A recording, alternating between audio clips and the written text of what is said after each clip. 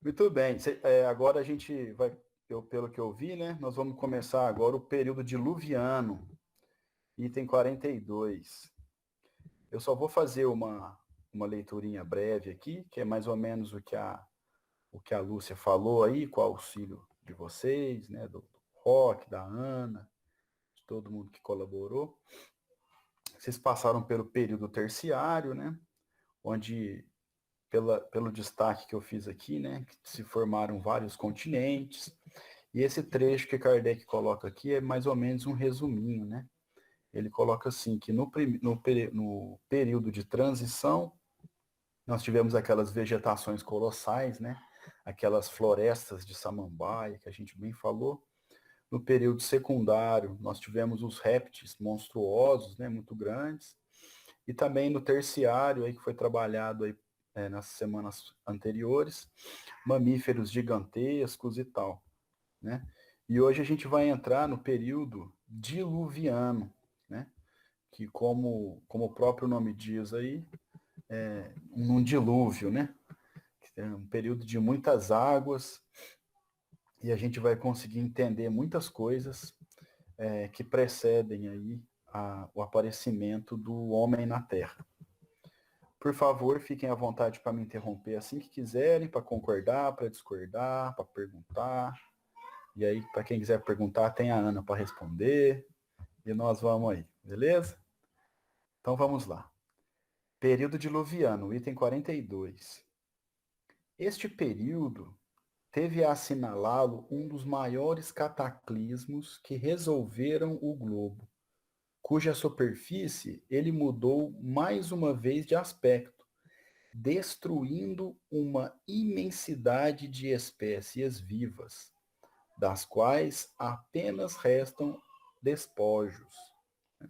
Então, nesse período, teve grandes cataclismos, né, envolvendo especialmente aí a água, como nós vamos estudar um pouquinho mais para frente, e diversas espécies foram extintas, foram destruídas, espécies vivas, por conta desse período. E que aí só resta para nós o quê? Os despojos aí, que na verdade são o que a gente já estudou aí, os fósseis, né? Que Kardec trabalhou conosco. Por toda a parte, deixou traços que atestam a sua generalidade. Né? Por que generalidade no sentido de um aspecto geral no globo? Né? Ele deixou traços, esse período deixou traços no globo todo. Isso significa o quê?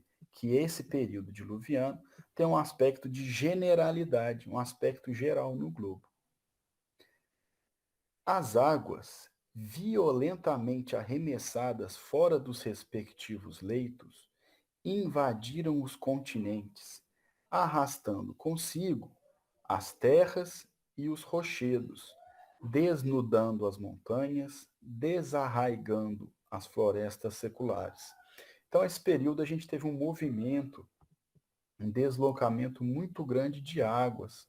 E esses deslocamentos, eles invadiram os continentes, daí por que pode se falar em destruição de várias espécies vivas, e esses deslocamentos de águas, eles arrastaram terras e rochedos, né? E desarraigando florestas seculares. Então, florestas que estavam ali há séculos foram desarraigadas, né? Foram arrancadas da raiz. A nossa amiga Lucélia tem uma pergunta. Hoje, esse período ainda é designado como diluviano? Eu acho que é só a Ana que vai saber responder. Acho que ela está querendo saber se hoje, a classificação de hoje em dia, ainda chama esse período como período diluviano. Você sabe a resposta, Ana? Olha, esse dilúvio não é aquele bíblico, não, certo? Mas eles não falam em dilúvio na ciência, não, certo? Houve mesmo essa torrente, né, forte de águas que invadiu os continentes, tudo, mas não é tratada como dilúvio. Beleza, obrigado, Ana. Depois. De nada. Não sei se eu estou assim completamente certa, mas eu, nos meus estudos, nunca ouvi essa palavra dilúvio na geografia, enquanto estudante, enquanto estudiosa, como professora. Não, perfeito. Ô, Caio, Fique à vontade, posso- Tony. uma coisa, uma observação importante, porque foi assim, houve uma destruição de seres, né? De seres vivos. Mas a gente tem que lembrar que o princípio inteligente não morre, né? Exatamente. Então é feito aí. Isso aí é mais ou menos, você está fazendo, você que é cozinheiro, você está fazendo uma comida lá, você pega a colher e dá aquela mexida geral, assim, para ajeitar, para ajeitar as coisas, né? Isso. Dá uma chacoalhada. Muda, mas a essência é a mesma, né? É, Beleza. Item 43.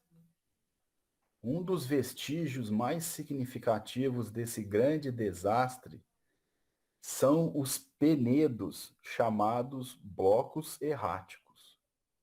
Penedo é uma grande massa de rocha saliente nas encostas, no alto de um morro ou ainda nos mares e no leito de rios e lagos, construída pelo afloramento da rocha nua. Né? Então, isso aí que é peneda, essa massa de rocha saliente nas encostas. E são chamados de blocos erráticos. E o que é errático? Errático é o que erra, né? O que vagueia. Então, quando a gente falar de um bloco errático, é um bloco de pedra que, que vagou, que ele se deslocou de um lugar a outro.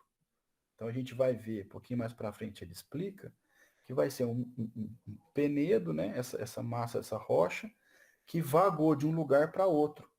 E como que ele vagou de um lugar para outro? Por conta dessa movimentação intensa de águas, que é retratado aqui. Então, esse é um dos vestígios mais significativos desse desastre causado pelas águas. Imagina movimentar uma rocha enorme de um ponto do planeta a outro. Né? Isso aí a gente vai ter a dimensão, né, do que é, do tamanho da força dessa água que movimentou nessa época. Dá-se essa denominação a rochedos de granito que se encontram isolados nas planícies, repousando sobre terrenos terciários e no meio de terrenos diluvianos, algumas vezes a muitas centenas de léguas das montanhas de onde foram arrancadas. Então, esses blocos erráticos é justamente essa pedrona, vamos dizer assim, que estão isoladas numa planície ou que estão sobre um terreno terciário, né, naquela formação lá, ou no meio de um terreno diluviano, que por muitas vezes foi arrastado por centenas de léguas, né, deslocou de uma montanha e foi parar do outro lado, né, de um lugar longe. Então essa água levou esse grande pedaço de terra. E essa é a principal marca do período diluviano. É claro que só a violência das correntes há podido transportá-los a tão grandes distâncias, né? Então, ele está falando que o que é óbvio, né, que foi a violência das correntes da água que conseguiu transportar uma pedra tão grande por uma distância também tão grande. Aí tem um asterisco aqui, ó. Um desses blocos, evidentemente provindo pela sua composição das montanhas da Noruega, servem de pedestal à estátua de Pedro o Grande, em São Petersburgo. Eu procurei essa imagem na internet e realmente é uma estátua, né, de Pedro o Grande, num cavalo, que está em cima de uma grande pedra. E aqui ele fala que pela sua composição, essa pedra ela é proveniente de uma montanha da Noruega, mas que foi parar em o arrastamento, né? Foi parar lá em São Petersburgo. Item 44. Outro fato não menos característico e cuja causa se não descobriu ainda é que nos terrenos diluvianos se encontram os primeiros aerólitos ou aerolitos. Aerólitos ou aerolitos, ele é também chamado de meteorito rochoso ou meteorito pétreo, é um corpo sólido proveniente do espaço exterior. Então é um astro, um pedacinho de um astro que caiu na Terra, né? Que vem do exterior da Terra e que caiu aqui. Então, outro fato interessante desse período diluviano é que nos terrenos diluvianos se encontram os primeiros aerolitos, né, que caíram aqui na Terra. Pois que somente nessa época eles começaram a cair. Segue-se que anteriormente não existia a causa que os produz. Aí aqui fica uma incógnita, se alguém souber a resposta, por favor, já me respondam e respondam a Lucélia. A Lucélia está perguntando se aerolito e meteorito é a mesma coisa. Eu acredito que sim, mas talvez a Ana tenha uma resposta mais completa. E aqui Kardec fala que antes do período diluviano não se tem notícias de meteoritos, de aerolitos, né, ou meteoritos rochosos na Terra. E aí Kardec fala que antes desse período não havia a causa que produz a atração do meteorito, do aerolito, na Terra. Eu dei uma pesquisada e bem superficial, né? Mas a causa desses aerolitos caírem na Terra é a força da gravidade. Foi algum pedacinho, algum aerolito que estava na nossa, que entrou na nossa órbita e por isso caiu na Terra. Ana, você sabe responder a Lucélia se aerolito e meteorito são sinônimos?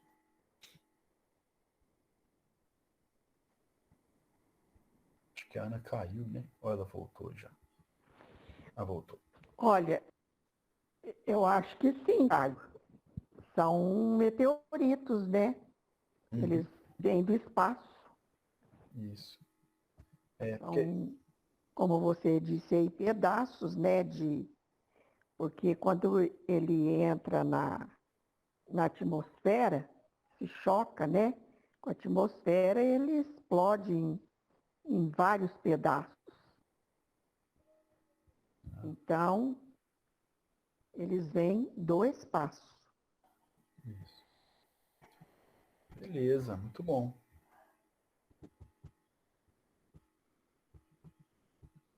Item 45. Foi também por essa época que os polos começaram a cobrir-se de gelo e que se formaram as geleiras das montanhas, o que indica notável mudança na temperatura da Terra, mudança que deve ter sido súbita, porquanto, se houvesse operado gradualmente, os animais como os elefantes, que hoje só vivem nos climas quentes e que são encontrados em tão grande número no estado fóssil nas terras polares, teriam tido de retirar-se pouco a pouco para as regiões mais temperadas. Então é muito interessante isso aqui que Kardec está colocando para nós, é que ele está falando que nessa época, esse período diluviano, é que os polos começaram a cobrir-se de gelo. Né? Até então, os polos não eram cobertos de gelo. Eu até comprei uma super interessante desse mês, ficou ali na sala, que tem uma reportagem falando sobre isso. Né? Que a reportagem era quando a Antártida era verde, porque ela tinha uma vegetação, os animais e tal. Como Kardec também está dizendo aqui. Depois, né, desse período diluviano, ou durante esse período diluviano, é que se formaram as geleiras nas montanhas. E um dado interessante que Kardec coloca é que essa notável mudança de temperatura foi repentina. Por quê? Porque ainda há nessas terras fósseis de grandes mamíferos, como elefantes. Se essa mudança, segundo Kardec, fosse lenta, o que aconteceria? Esses animais teriam migrado para as regiões como a nossa, né? Mas com os climas mais quentes, né? Com o clima temperado. Mas não foi isso que aconteceu. E por isso que ele conclui o 45 falando assim, ó, tudo denota ao contrário, que eles provavelmente foram colhidos de surpresa por um grande frio e sitiados pelo gelo. Sitiados no sentido de isolados. E aí esses animais não conseguiram ir para as regiões temperadas. Então, até o período diluviano, os polos, Polo Sul e Polo Norte, não eram cobertos de gelo como são hoje. Aqui ele faz uma... E isso, Caio, está relacionado com a inclinação do eixo terrestre. Que a Terra tem um eixo, né? E ele tem uma inclinação de 23 graus e 27 minutos em relação à eclíptica. Então, essas glaciações, tudo isso aí está relacionado com essa inclinação. De tempos em tempos, ocorre essa modificação no eixo. Sim, Caio. Não, essa modificação, só me corrija se eu estiver errado, ela faz com que o Sol não bata nessas regiões. É isso mesmo, né? Exatamente. Ou então, ele incide, né? Que a gente fala é a incidência dos raios solares. Ele incide com menor intensidade, porque eles incidem inclinadamente. E na região equatorial, eles incidem perpendicularmente. E nas regiões polares, essa incidência dos raios solares é inclinada. Os raios são inclinados. E sendo inclinados, eles vão ter uma varredura menos intensa. Inclusive, a Antártida, ela é inóspita, não dá para viver lá. Né? Parece que, pelo que eu li na reportagem ali, no verão, a temperatura é de -30, no verão. Então, na época mais quente lá, é de -30 graus Celsius. As estações, né? Tem as estações, porque tem o Tratado Antártico, que dividiu a Antártida, assim, por faixas, que dá de frente aos diferentes países, certo? Então, vários países têm essas estações, mas eles não ficam mais do que 15 dias nessas estações, a troca. Precisam trocar, porque a pessoa não aguenta ficar ali isolada, certo? Naquela superfície gelada, sem poder sair fora da estação. Então, existe isso aí.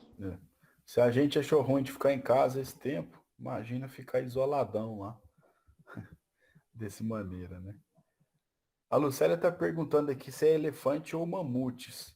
Ô, Lucélia, eu acho, e aí a Lúcia me corrija se eu estiver errado, que nesse período tinha tanto elefantes quanto mamutes. Que eu acho que aqui ele até usa, ó. Kardec fala, se houvesse operado gradualmente, os animais, como os elefantes, né? Então eu acho que tem os dois nesse período terciário, salvo engano. Né? Mas eu acho que tem os dois. Ô, Caio. Fica à vontade. Extinguiu um, ficou o outro. Primeiro foi o mamute, depois o elefante, Ana, é isso? É. perfeito, então. Primeiro o mamute. Eu depois acho o aqui, elefante. Caio, que ele está falando num sentido mais genérico, né?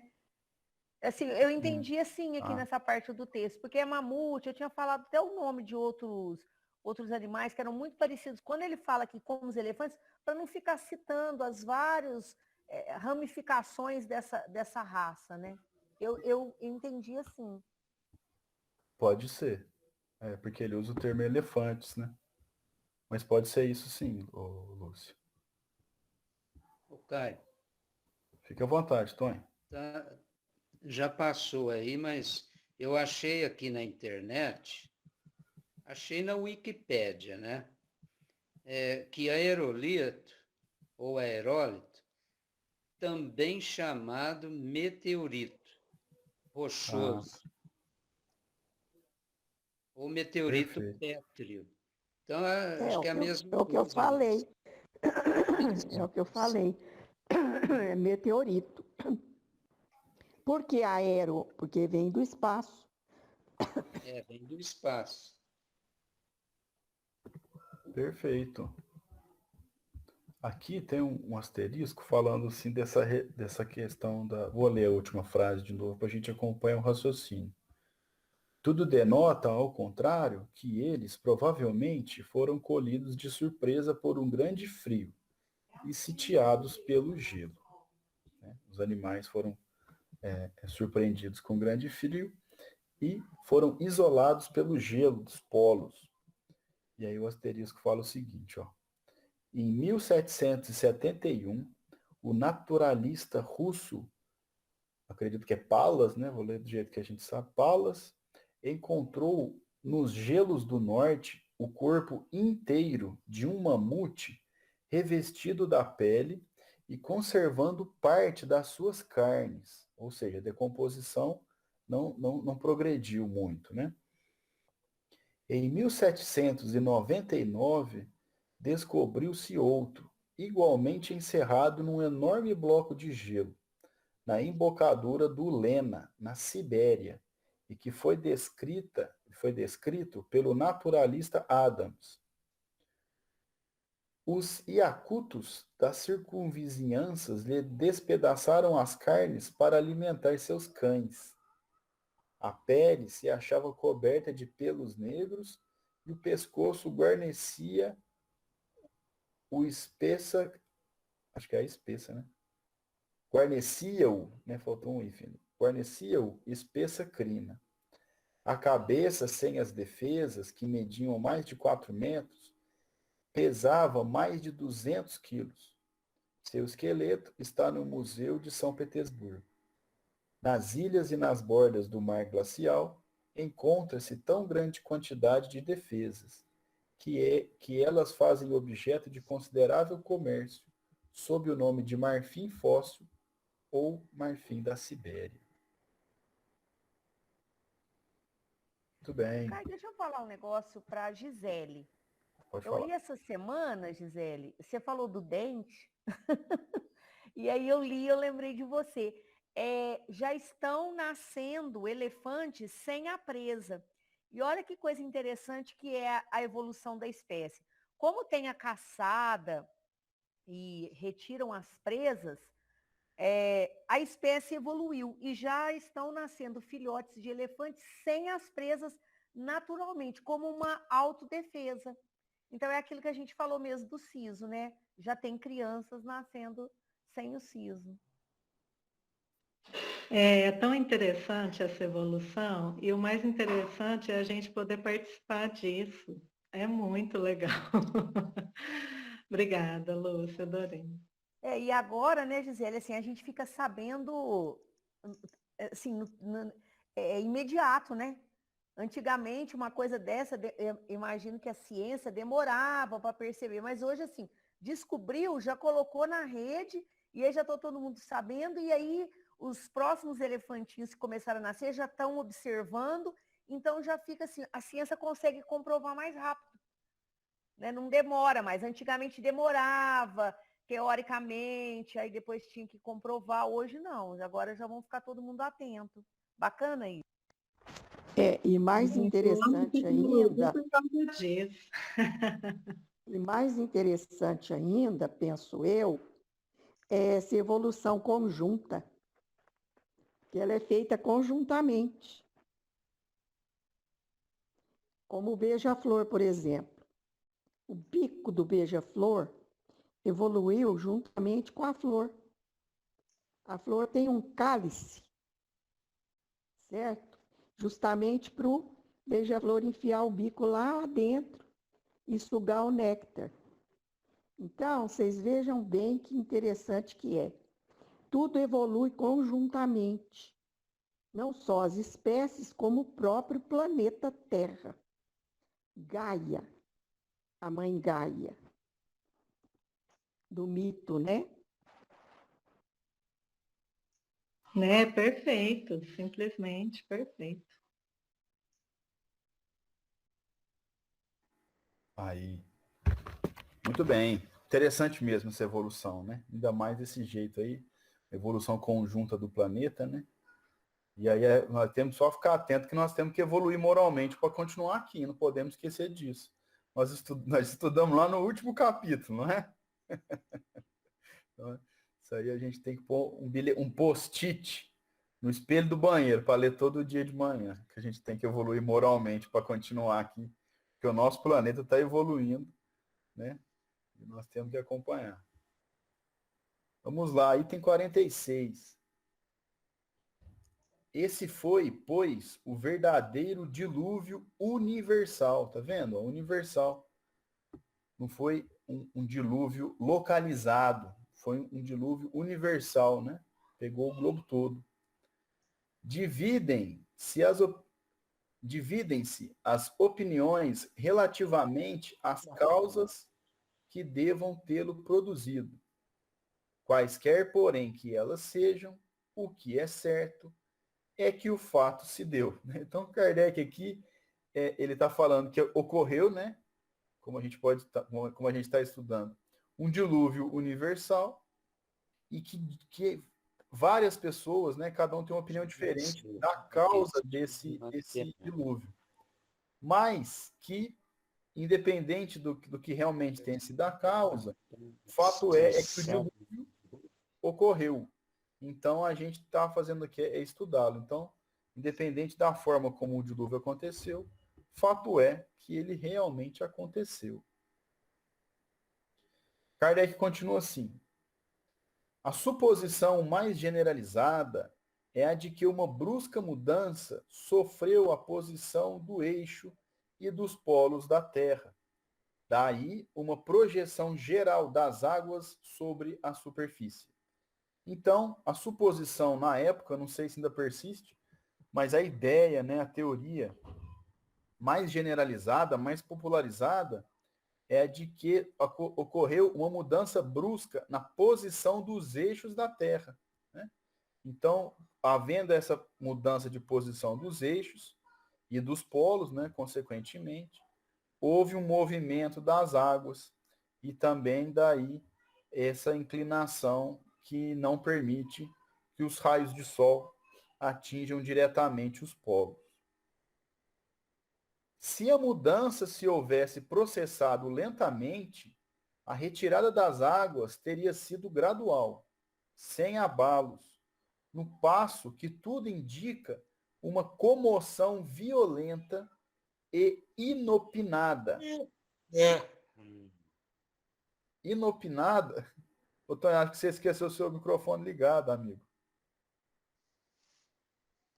Inopinada é imprevista, né? Então, tudo indica, né, pelos movimentos que a gente tem, que houve uma mudança de eixos brusca.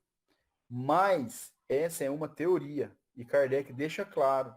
Ele está só explicando que a teoria, à época, mais generalizada era essa, de uma mudança de eixos.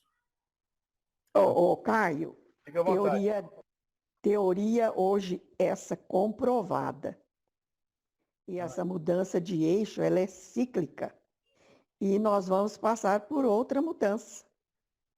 Ele agora está verticalizando. Ou seja, os polos vão tomar sol. Exatamente. Vai haver uma mudança brusca também. Não se sabe quando ainda, mas calcula-se que esses ciclos são a cada 26 mil anos. É quando o Sol completa o seu giro total em torno da galáxia. Oh, interessante, hein? E Emmanuel cita isso num dos livros dele, eu não me lembro qual. Legal. Bom, então, a Ana trouxe para nós aí, então, que essa suposição mais generalizada à época acabou sendo comprovada aí com o avanço da ciência. Mas, como Kardec não tinha certeza ainda, né, ele, muito prudente e cientista que era, não afirmava categoricamente aquilo que ainda não havia comprovação. Então, por isso que ele termina esse parágrafo dizendo: ignorando qual a verdadeira causa, temos que ficar no campo das hipóteses. Olha a responsabilidade de Kardec, a inteligência dele e o compromisso com a verdade. Por mais que ele acreditasse ou fosse uma teoria amplamente aceita, como ainda não havia comprovação, ele deixa claro que até então na época, era uma hipótese. Isso denota uma responsabilidade muito grande. O deslocamento repentino das águas também pode ser Perdão, vamos de novo. O deslocamento repentino das águas também pode ter ocasionado o levantamento de certas partes da crosta sólida e a formação de novas montanhas dentro dos mares, conforme se verificou em começo do período terciário. Então, esse deslocamento movimenta lá o solo, né? O solo que está abaixo da água, e pode, né? Ele fala que pode ter formado, né? Pode ter ocasionado o levantamento de terra, né? E formação de montanhas subaquáticas. E depois ele continua assim: mas, além de que, então, o cataclismo não teria sido geral, isso não explicaria a mudança subitânea, né, que é uma mudança repentina, da temperatura dos polos. Né? Então, ele está falando que se essa mudança, esse cataclismo, não fosse geral, né, não havia explicação para uma mudança dos polos. Olha, por quê? Porque cada polo está num ponto do planeta. Né? Então, para um cataclismo atingir o Polo Norte e o Polo Sul, ele tem que ser um cataclismo generalizado para atingir as duas extremidades do globo. Né? O Caio diz que quando houve aquele tsunami, não me lembro se foi 2010, 2011, lá na Indonésia, que matou aquele tanto de gente, ocorreu uma mexida no eixo. Ele já deu uma mexidinha no sentido de verticalizar. Muito bem, obrigado, Ana. Então, é isso Então, aí. Ana, mas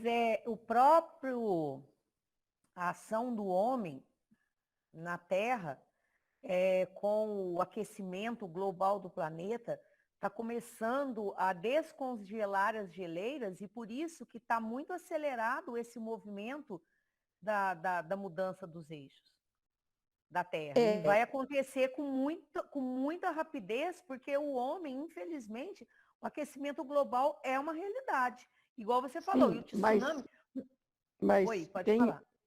Mas tem uma equipe de cientistas que também estudam, fala que só o impacto do homem não causaria isso, não. Tem outra força por trás disso aí.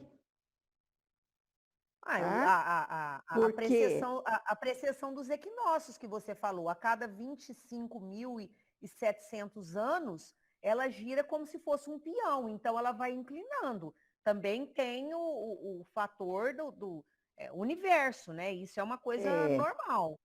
Mas o homem dá uma empurradinha. sim, mas a empurradinha do homem é mínima diante da força da natureza. Porque vocês viram aí que já houve glaciações, já houve mexida de eixo, e não tinha impacto do homem, não. Certo?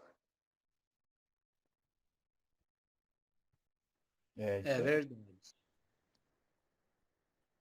Mas a gente não pode abandonar nosso planeta, né? A gente tem que continuar cuidando aí, tomando cuidado com o aquecimento global. Né? Que o homem desrespeita muito, né? É isso aí. Sem dúvida, mas não causaria tudo isso, não. Perdão, Tanto é gente, minha que já conexão caiu. ocorreu e o homem não impactava o meio ambiente da maneira como impacta hoje. E se a gente for ver também como funciona, né, a questão das mudanças, né? Por exemplo, aqui que a gente está acompanhando o dilúvio, né?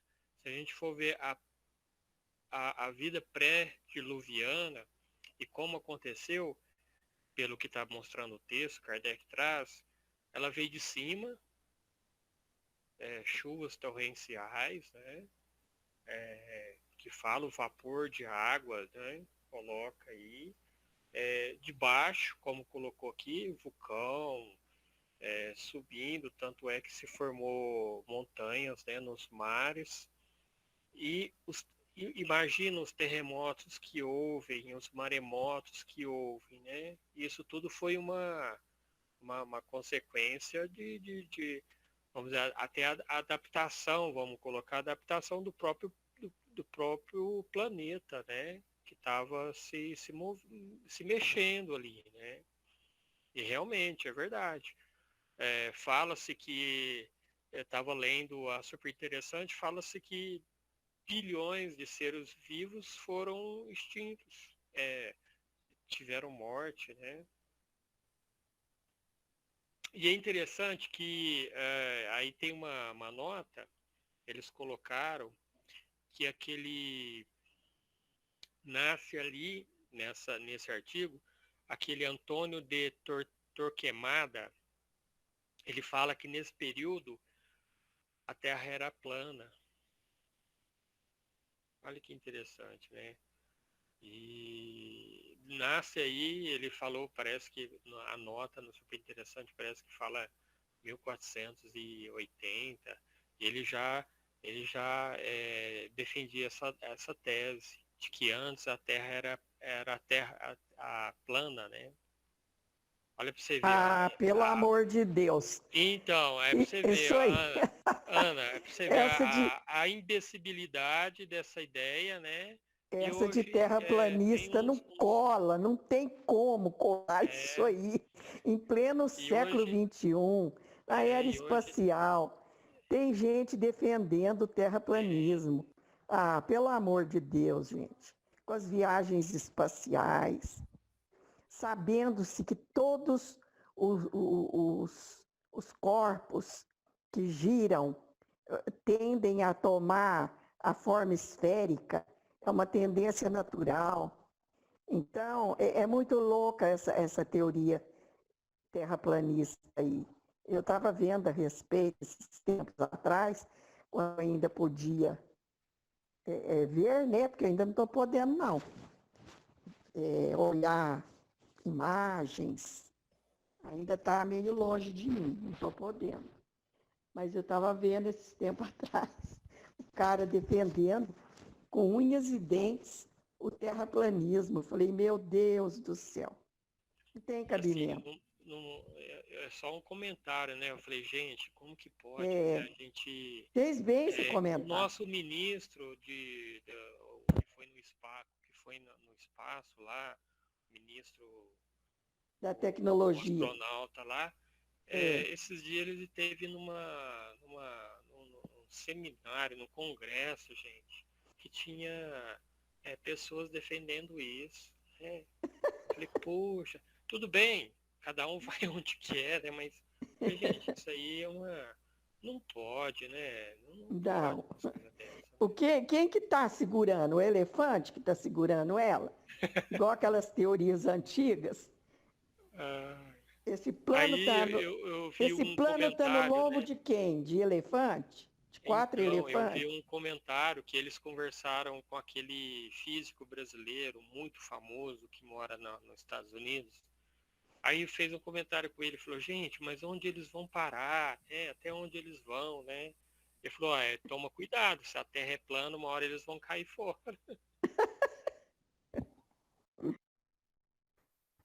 A ciência evoluiu mesmo e essas teorias aí, o Rock falou que o cara que defendia, acho que era 1400 e pouco, né, Rock? Você falou aí. E É o nós Torquemada?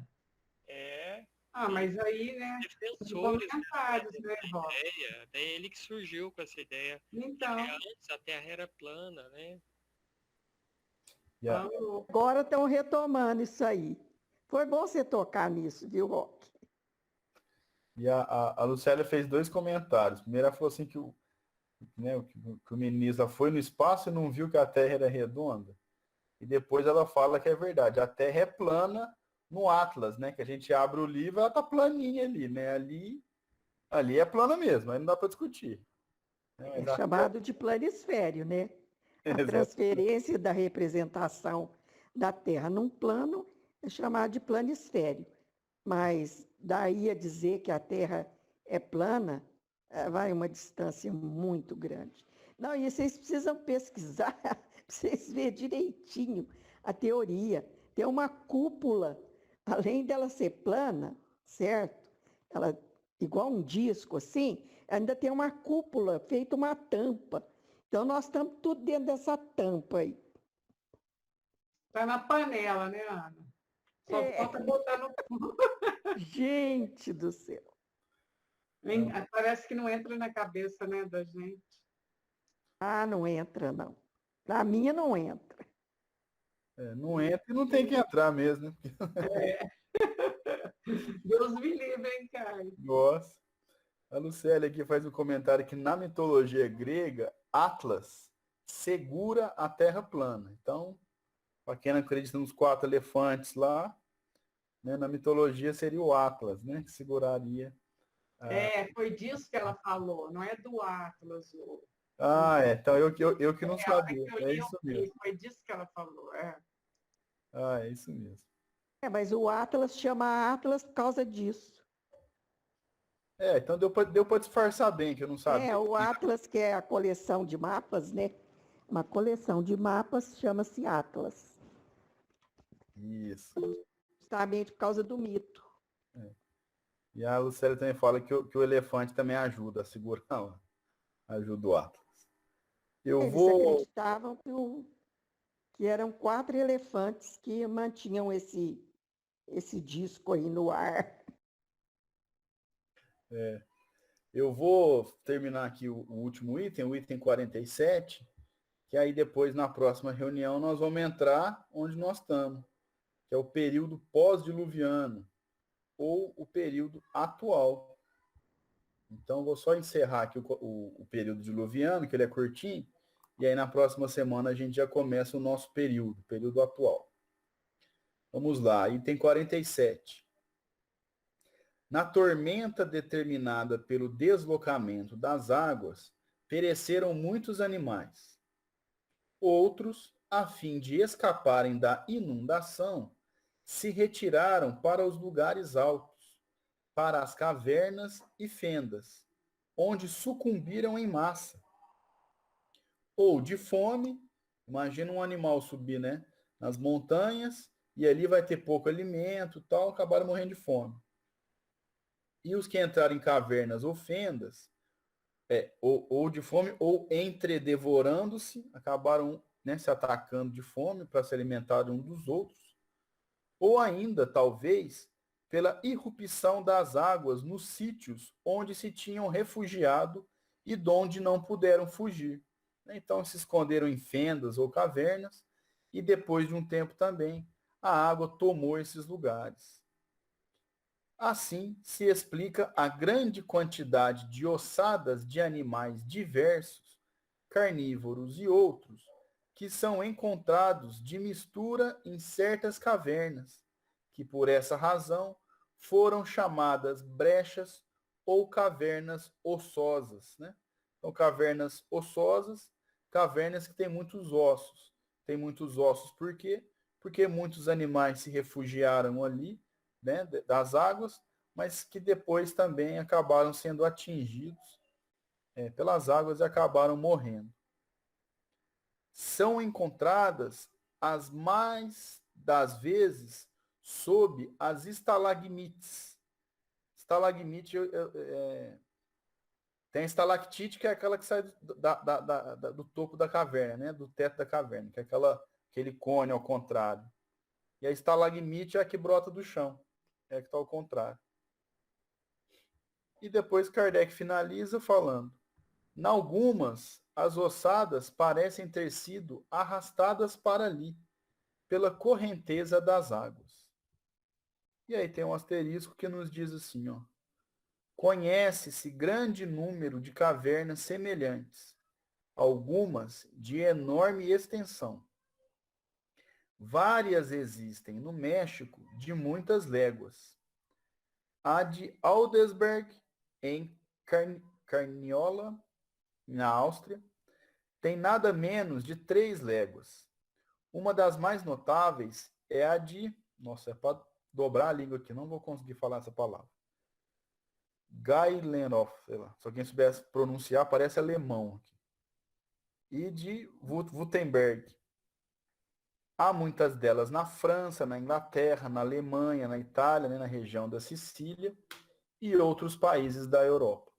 Então, a gente percebe então que esses animais refugiados, né, que tentaram se esconder, né, desse dilúvio, encontram-se aí no mundo todo, né, muitas partes da Europa, né, também na América ali, que a gente vê que tem no México, né, esses animais que tentaram se refugiar, mais uma vez comprovando que Kardec já vinha nos dizendo que esse cataclismo da inundação foi um cataclismo geral, foi um cataclismo que atingiu o globo todo.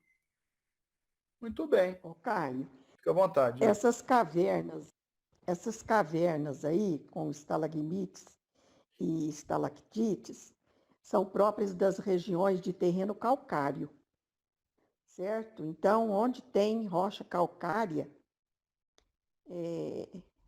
ocorreram essa formação cavernosa.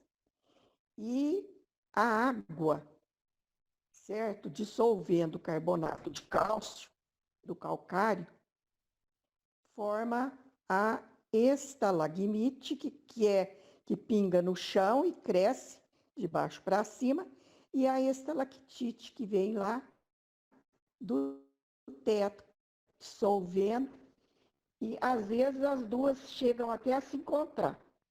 E são paisagens muito bonitas. E ali no município de Cordisburgo, próximo a Belo Horizonte ali tem uma caverna, né?